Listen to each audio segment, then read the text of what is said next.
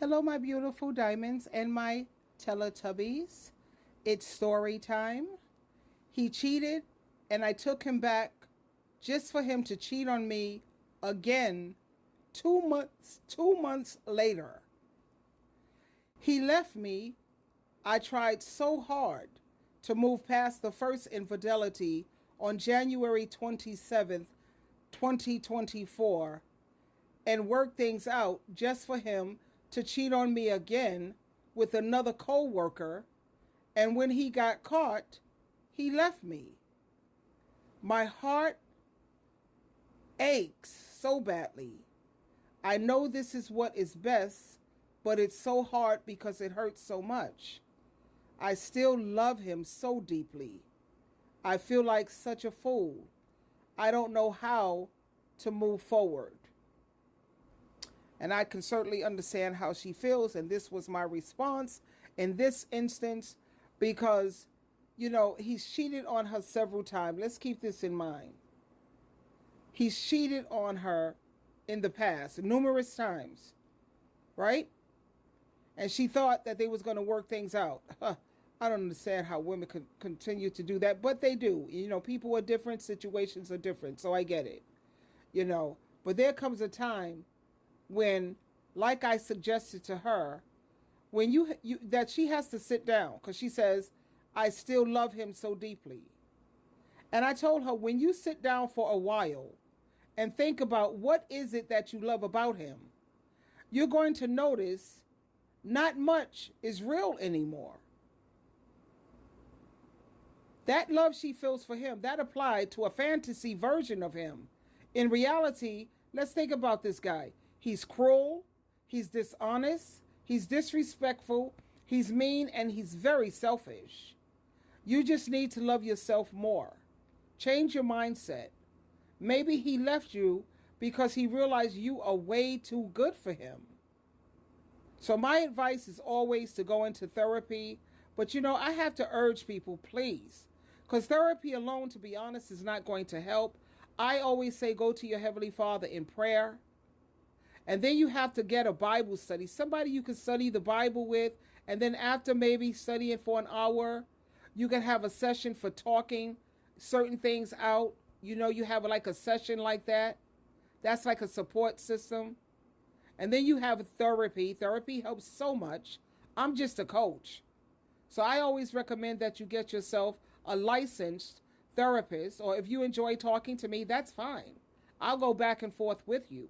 I work on a donation basis, and I work on donation because people can't afford much. But it's always good to have a support network, and you have to learn to love yourself. And when you do that, you'll notice how everything falls into place. And I also notice that when women truly start to love themselves, you'll notice how their taste in men, it changes altogether. Or sometimes they'll just choose to fly solo. You have these lying, these cheating lowlifes. They do not stop cheating. They don't stop cheating, as you notice what she said in her letter. When he left her, when he got caught. How sad is that? So when they get caught, they just get better at lying. They get better at cheating, and they get better at hiding it. So I suggested to her to move on with your life. Block and delete this circus clown from your life.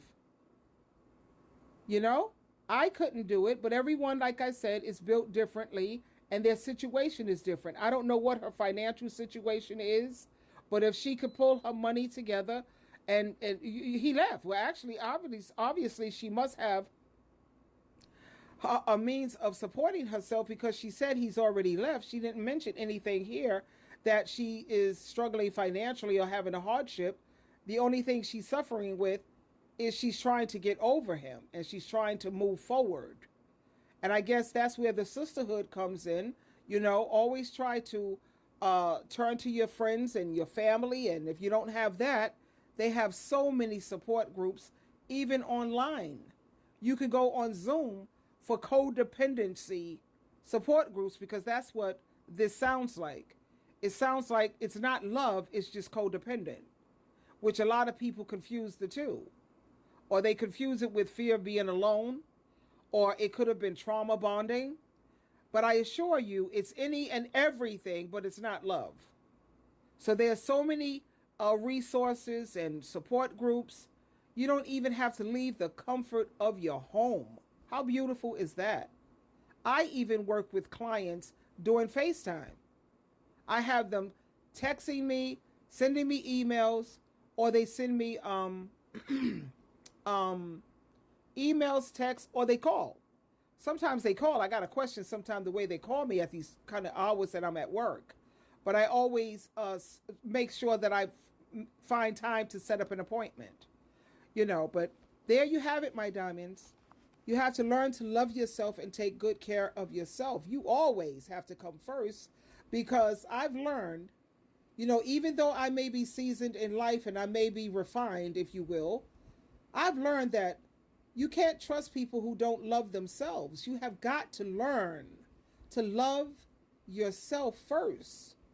And you can tell how much you love yourself by what you're willing to put up with.